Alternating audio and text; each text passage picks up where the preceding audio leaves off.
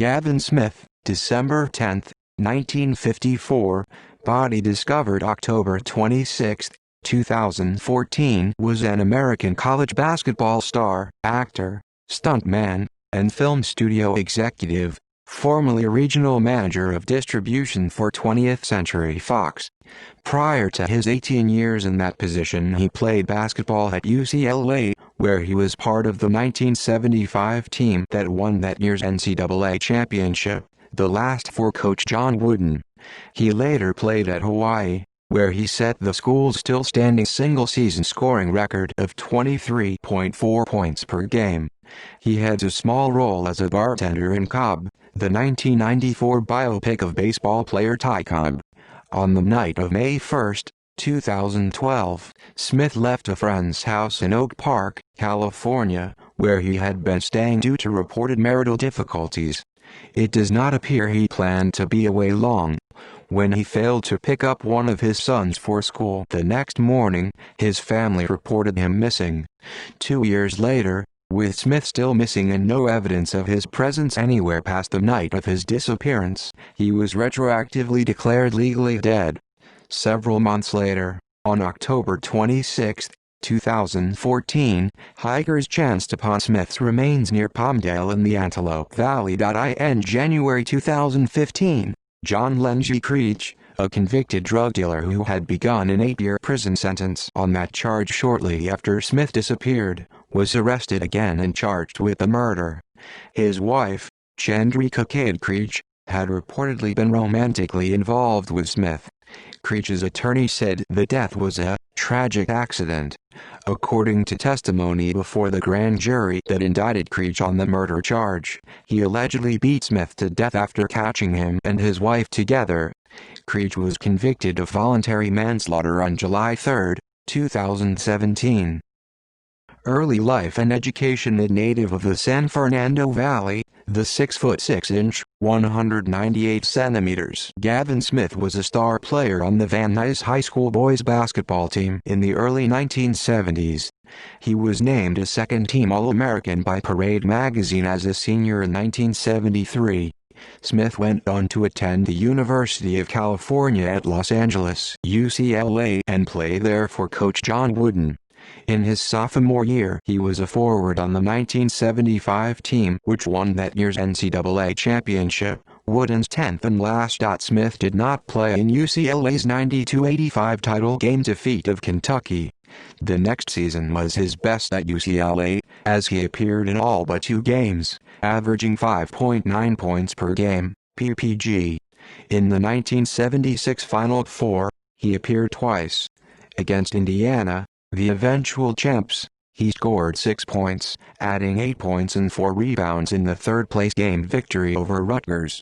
After the season, he transferred to Hawaii for a season and finished his playing career there, setting the school's single-season scoring record of 23.4 PPG, a mark that still stands despite the subsequent introduction of the three-point field goal. While at Hawaii, Smith became recognizable for complimenting his long hair with a bandana and bringing his dog to practice. Former Rainbow Warriors coach Riley Wallace, who coached against Smith at the time, remembered him as a formidable opponent. "He frustrated me as a coach," Wallace recalls. "He could score from anywhere on the floor. He was probably one of the best shooters in the history of Hawaii." Career. Smith eventually began a career in the film industry, at first in front of the camera. He made his acting debut playing a bodyguard in a televised adaptation of Elmore Leonard's Glitz. The following year, he had a small role in Greg Motola's debut short, Swinging in the Painter's Room.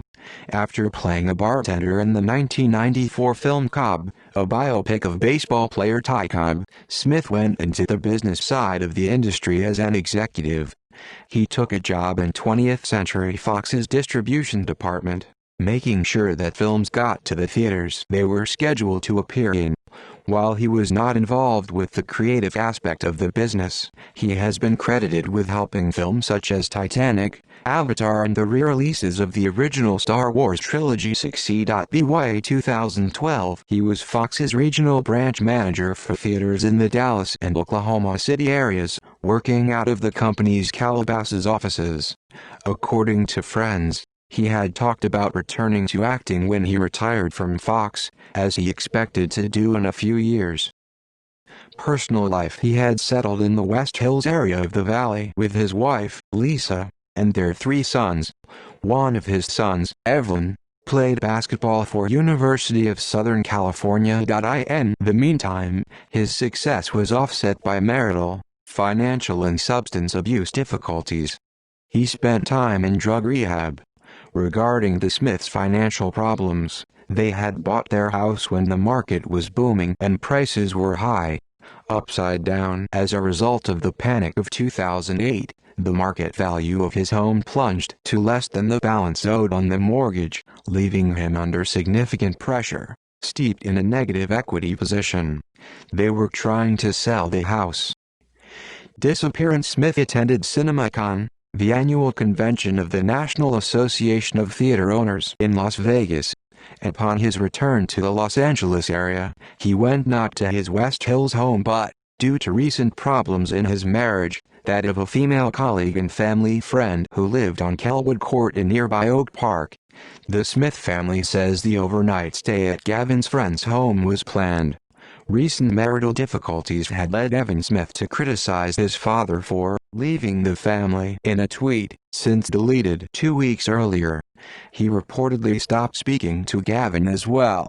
Evan later denied his parents were separating, saying they were just going through normal stuff couples go through. According to the friend Smith was staying with, the two were up watching television until sometime after 9 p.m. when the friend went to bed. Smith told her he would be following shortly. Instead, around 10 p.m., he apparently got into his black 2000 Mercedes-Benz E420 with California license plate 6EKT044 and left. One report claims someone on the street actually saw the car as it departed.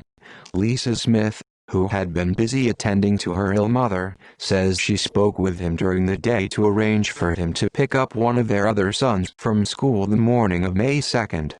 His family agreed it was unlike Smith to leave the house in the late evening without plans to do so, or at least giving notice that the trip was unplanned.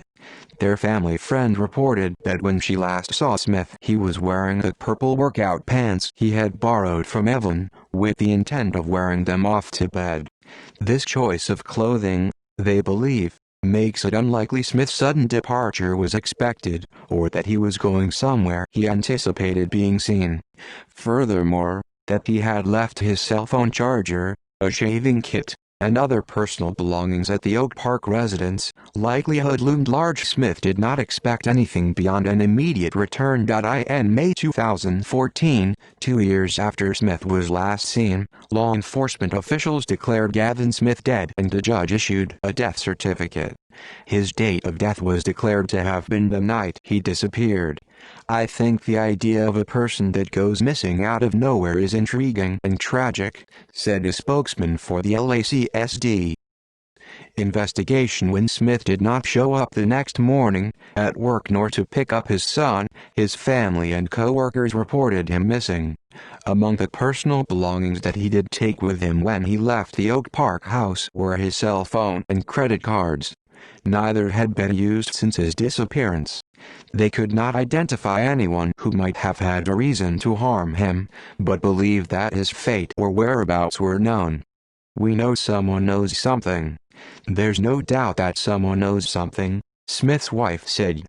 They believe his clothing and general appearance would not go unnoticed or unremembered. The Los Angeles County Sheriff's Department, LACSD, was leading the investigation. They had suggested that they had pings from Smith's cell phone after 10 p.m. the night he disappeared, although they did not make the specifics public. "He was bouncing around the valley, or, at least, his phone was," said LACSD Sergeant John O'Brien.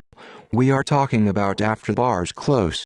On May 8, a male body was found in the Angeles National Forest near the Angeles Crest Highway above La Canada Flint Ridge, but it was not Smith's. The Smiths and their friends had been looking in ravines in the area or other places where his car might have gone off the road, without success. A volunteer search of remote areas planned for the weekend of May 1920 was called off due to the lack of a specific area of defined interest in which to search. Flyers were distributed and the LACSD had a special hotline number which, it said, received lots of tips. The family had put up a blog dedicated to the search and was offering a $20,000 reward. Gavin Smith had been using his Twitter feed to spread the word on the search as well. A possible sighting of Smith subsequent to the disappearance was reported at the end of the month.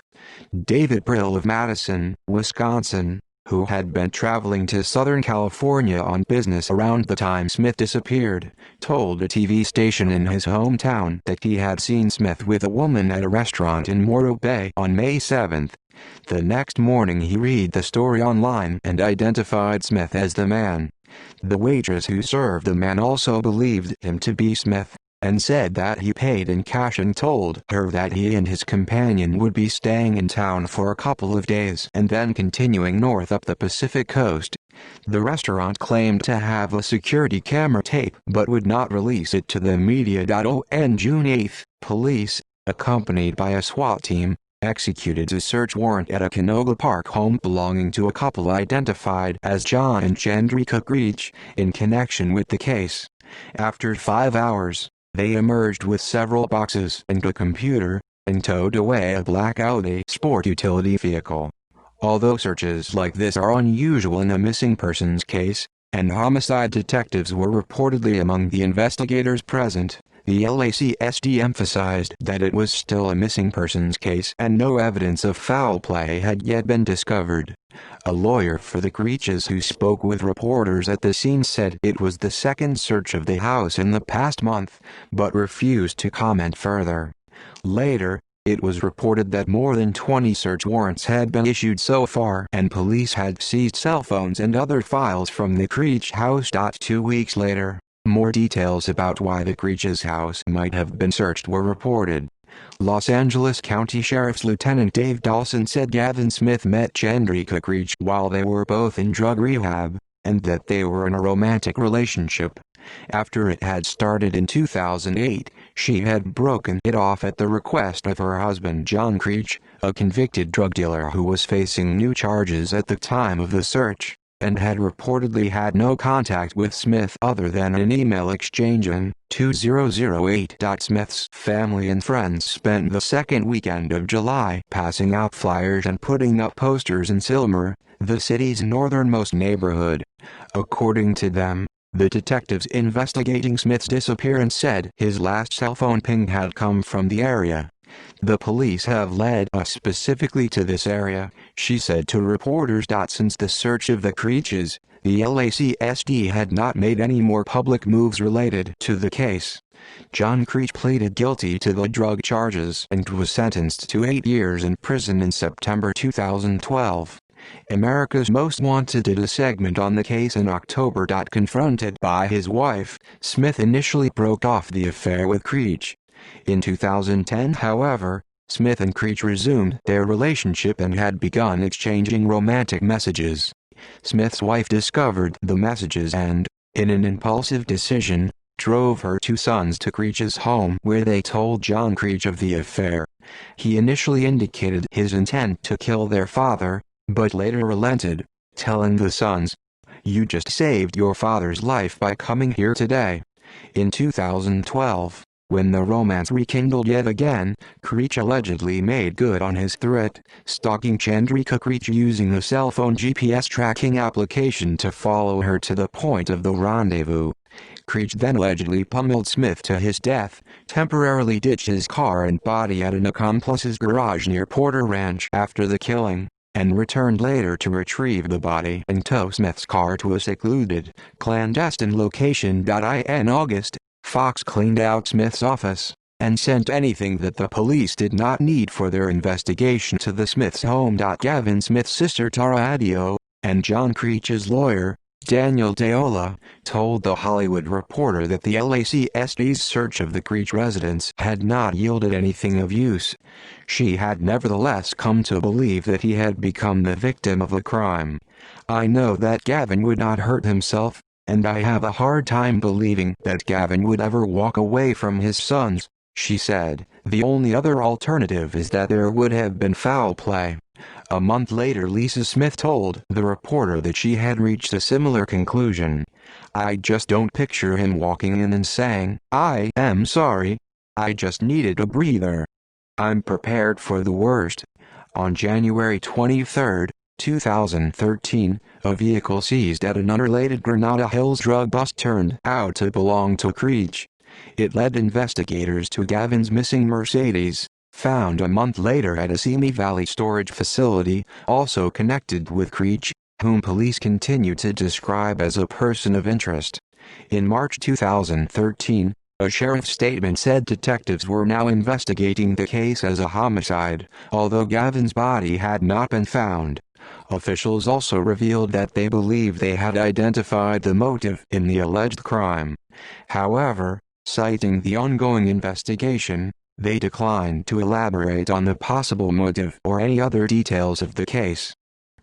Discovery of body. On October 26, 2014, Smith's body was found in Palmdale, California.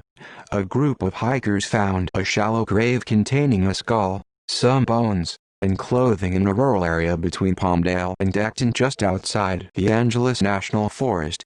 Authorities announced the body's discovery 11 days later, after it had been positively identified as Smith. The cause of his death was not initially known, as the county coroner's office was working to establish it. Investigators said it might take some time to do so, if indeed they could. "It could be months, if ever, worst case scenario," said a spokesman for the coroner. Nevertheless, the Los Angeles Times quoted anonymous sources as saying that investigators believe that Smith was killed at the direction of one person, by others with experience in violent crime. At a press conference held the day the body's discovery was announced, investigators shared more information. Their theory was that Smith was killed in his car shortly after he disappeared. Based on that evidence, they had confidently labeled Smith's death a homicide after finding the car in 2013. They believed the death would prove to be the result of blunt force trauma, although they could not yet rule out gunshot wounds. They did not believe that there would be any. Arrest. In January 2015, a little over 3 months after Smith's body was discovered, Creech, 2 years into an 8-year sentence, was rearrested and charged with his murder. The arraignment was postponed for a month. Creech's attorney called Smith's death a tragic accident, saying his client was innocent of the murder charge. "There may have been a fight, but I can tell you there was no criminal intent," said Alex Ksel. In May of that year, the prosecution released transcripts of testimony before the grand jury that indicted Creech on murder charges. According to witnesses, on the night of May 1, he borrowed a van and went to where Smith had parked his Mercedes with Chandrika Creech. Surprising them there, he beat Smith severely while Chandrika, who believed she would be next, escaped and screamed for help. Later Creech, who did not initially believe Smith had been fatally injured, drove Smith's car to Stan McKee's home in Porter Ranch. He and McKee then extracted Smith's body and disposed of it, wrapped in a bloodied sheet, and buried it in a shallow grave east of Acton in the Antelope Valley off Angeles Forest Highway. McKee temporarily stored Smith's missing vehicle in his garage 1 week from the night of Smith's murder, affording Creech time sufficient to make clandestine arrangements for its long-term concealment. It was then parked in a car-sized room at a public storage facility just west of McKee's Porter Ranch residence, in Simi Valley. Trial and conviction. John Creech was accused by prosecutors of first-degree murder. They said he tracked his wife Chandrika and Gavin Smith through hidden GPS, and made good on his earlier threat to kill Smith if the affair continued. Creech testified in his own defense, saying that he had been attacked by Smith, and fought to save himself. He admitted that he should have called 911 to administer to Smith afterward. Faced with a choice of first-degree murder, second-degree murder, or voluntary manslaughter, the jury took only 1 hour to acquit on the first 2 charges. and to convict on voluntary manslaughter. 2 months after the July 2017 verdict, the judge sentenced Creech to the maximum sentence allowed by law, 11 years behind bars. All the others involved in helping Creech dispose of the evidence were given plea deals by the prosecution in exchange for their testimony against Creech. None served jail time. References. External links: Gavin Smith on IMDb.